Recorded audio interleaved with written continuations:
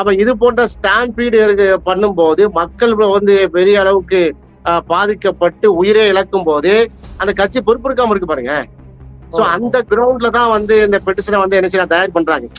226 வந்து ரிட்டா கொண்டு போடுறாங்க.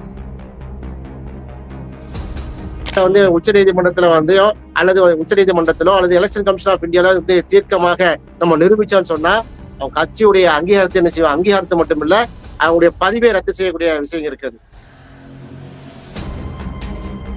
இது மிகப்பெரிய ஒரு சர்க்கிள். விஜய் கட்சிக்கு வந்து மிகப்பெரிய அடிங்க இது.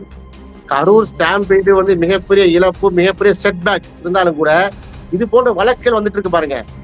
வழக்கறிஞர்கள் வந்து நிறைய பேரை பகச்சு வச்சிருக்காங்க பாருங்க. நீதி அரசர்கள் அலோவ் பண்றாங்க பாருங்க. இது மிகப்பெரிய சர்க்கிளா இல்லையா?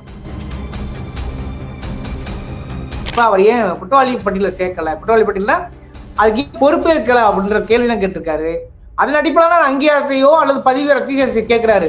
அதுல நடந்த வாத பிரதிவாதங்கள் என்ன ஒரு கேள்வி இருக்குல்ல. அவர்கள் வந்து அந்த கட்சியுடைய பதிவை ரத்து செய்யுங்கள் என்று ஒரு கேள்வி கேட்டிருந்தாங்கன்னா, அதுல பிரேயர் கேட்டிருந்தாங்கன்னா, அதுல மனு போட்டிருந்தாங்கன்னா, அதுல வாத பிரதிவாதங்கள் வைக்கிறதுக்கு வாய்ப்பு இருக்கு.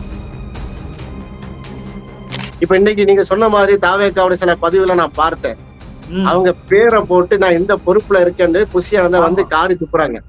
அதுக்கு காரணம் எழுதிருக்காங்க, ஒன்னாலதான் தலைவருக்கு இவ்வளவு பெரிய அவமானம்லாம் எழுதுறாங்க. நீ தான் தலைவரை இழுத்து கொண்டு விட்டுட்டாங்க. அப்ப வந்து